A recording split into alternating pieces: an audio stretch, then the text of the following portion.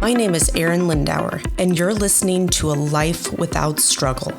I'm a wife, a mother of 2 wonderful children, a 2-time best-selling author, and a highly driven and successful entrepreneur.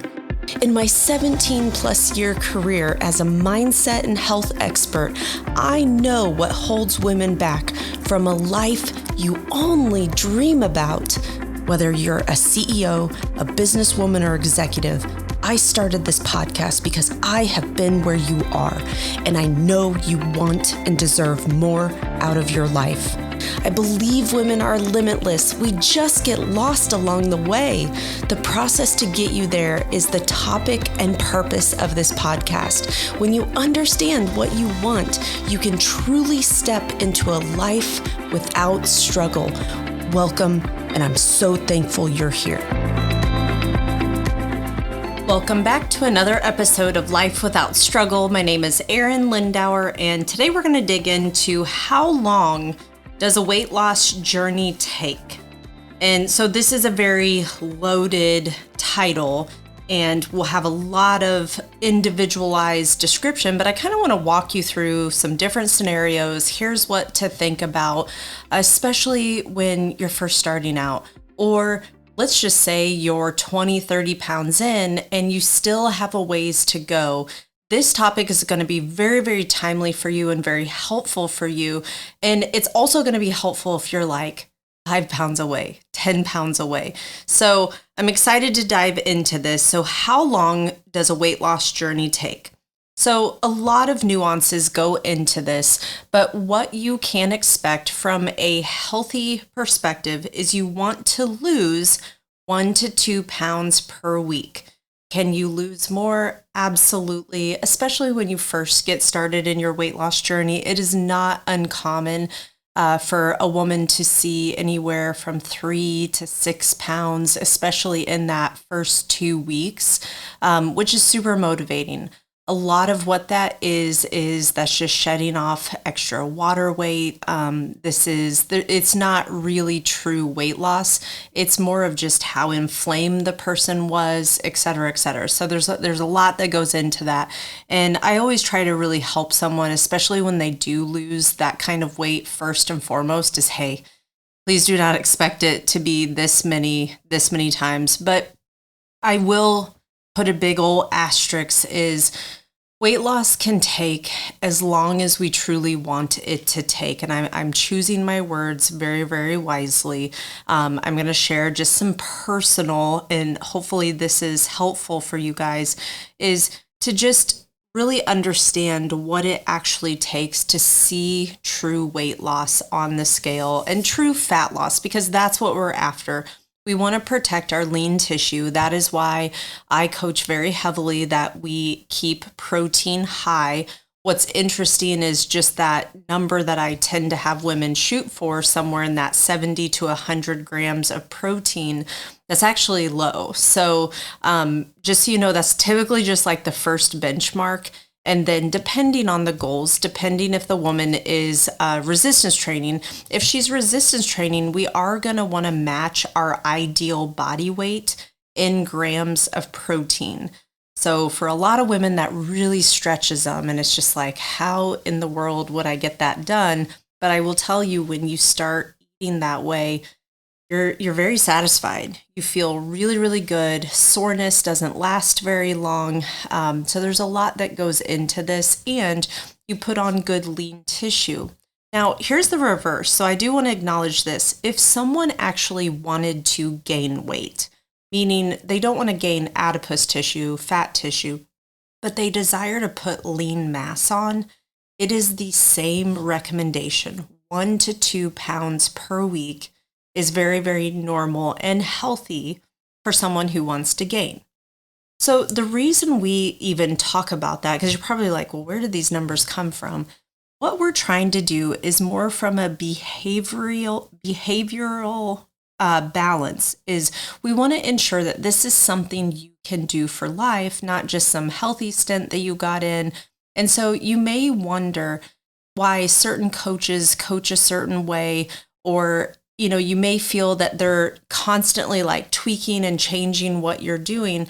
And the whole point of that is if we just said, here's your plan, stick to it, don't deviate. For most clients, it's like such a drastic change from their life that they can't do it or they can't adhere to it. So there's actually a lot of psychology that goes into, how do I need to look at my food? How do I need to focus on movement? We just started doing a little mini challenge in our gym with some of our clients, really wanting to help them hone in their nutrition. And for a lot of them, the focus has been getting into our gym 2 to 3 days a week. It's actually been a very, very interesting process for my husband and I, from coaching people online and coaching people in our gym. Everybody desires the same outcome, but what's interesting, meaning they desire to lose body fat. But what's interesting in the gym is like all people will focus on is coming in and getting that workout in, which that is part of it. And it's a really good piece of it, good for aging, longevity, all that good stuff. But it is just a fraction of what we need to do to actually change body composition. And so it's always been a struggle to get people to adhere to nutrition. Now, I can't say for everybody. For some of our clients in our gym, they come in, they take every piece of our knowledge, put it into play, and it's beautiful, and they see amazing results. What's interesting online is how I coach women is, first and foremost, we have a movement goal. Then we really get honed in on what I call the foundation. Are we sleeping? Are we drinking enough water? And then we really get focused in on the nutrition side of things. And so it's been very interesting to watch these guys inside the gym, because I'm like, hey, you're only getting 5,000 steps in. Hey, we need to get to 7,500 minimum. And ideally, if we could get you closer to 10, that would be really awesome. But somewhere between 75 and 10 is going to get you to your goal. And it's just kind of funny talking with clients this week because it's stretched them, and it's forcing them to think about, okay, how would I add this in? Because for them, just fitting in that workout was its own feat. But that's where I even look at our process in our gym, and I'm like, man, if we could just stair step this, almost like what we do online, is stair step it, that yes, you come to the gym, then yes, we focus on nutrition, then yes, we focus on steps, and it will be a really beautiful way to build things. So anyways, what we want to think about when you're looking at this journey and you're going, oh my God, how long is this going to take? Now, in my experience, I have seen literally everything. We have helped a client lose 117 pounds, and that took 14 months to do, so just a little over a year. What's really, really fun about that client is, to this day, she is still down that weight, and this has been 5-6 years ago, so it's been really, really cool. She's put a little back on, but pulled it back off, which has been really, really awesome to watch. So this journey can take as long as you want it to take. And I use those words, and I'm going to circle back to why I'm using those words. But what you want to think about is 1 to 2 pounds per week, and kind of calculate it out from there. 2 pounds a week is aggressive, especially for a woman. And so a woman 40 plus, let's just put it in those terms. So why I'm choosing my words and why I want to go in this direction with this conversation is, sometimes we're holding on to this weight for a reason. Sometimes we're unwilling to change who we are, even though we desire a certain outcome. Now, what am I talking about? So for myself personally, I have absolutely desired this goal to get as lean as I could possibly get, but I'm actually dragging it out. And even my husband and I were having this conversation. I was like, why are we dragging this out? And he's like, we're unwilling to change some of our habits. And I was like, man, this is like super in your face. And he said, we really have to win our weekend. So for a lot of clients, myself included, we can be fantastic. Like Monday through Friday, we're kicking buns. We're very structured in our week. Weeks are very just predictable, but we're busy, right? Like we've got a lot of things that we do. When it comes to the weekend, that's when, there's football or basketball or, going out to dinner. And I'm just speaking for myself personally. And a lot of times you have different foods, maybe you have an adult beverage or two. And so that's for me the space that I have to win. And I'm venturing to say that I'm not far off from a lot of my clients and a lot of people who are on a weight loss journey. So you want to think about, how can I win my weekend? That truly has been everything for me. I took this last weekend and I was like, all right, girl, like you are on like Donkey Kong. And it was wild going into this week. So I always have clients weigh themselves on a Friday. I feel like that is the best indicator of what the week really portrayed, because we're way past the weekend. We've had enough time that any artificial weight gain over the weekend is gone by like Wednesday, Thursday. Then Friday gives us a true picture of where we're at. The problem is if we're always making up for the weekend, that's where this gets very delayed. And so I will tell you, when I started leaning out in January, it was just like falling off of me. No big deal. Just literally buttoned up my nutrition, pulled back any snacking, and that typically is all I need to do. And it's funny too, because it was coming off the holidays, and obviously even for myself, I had more treats, more things like that, making cookies with the kids. And so even I had to like pull out sugar and figure out like, okay, how do I keep this out of our house? And I will tell you, our kids are way better kids when we have less sugar in our bodies. And so it's just been very interesting pulling that back out. Like behavior has been better, but then obviously like Tony and I seeing the good results that we're seeing. And so I was just looking at this because I've held at a weight for about 3 weeks. And that is very brutal on our headspace. But this is why I choose my words very wisely on how long do we want our weight loss journey to take. And again, even for myself, you know, hey girl, you're desiring it to take this time. And so you may be like getting rubbed the wrong way with this language, but it's really meant to help you step back, really look at your situation objectively and say, what am I doing to not hit the goal? And so for myself, I could really objectively look at my weekend and I'm like, man, I am not as on point with food and certainly with drinks on the weekend. And I kind of looked at the weekend as a free pass. You've been good all weekend. But in order for me to get to the nitty gritty last goal that I want to get to, it is going to take being on point pretty much round the clock. And for a lot of people, I preach a balance. We've got to find your balance.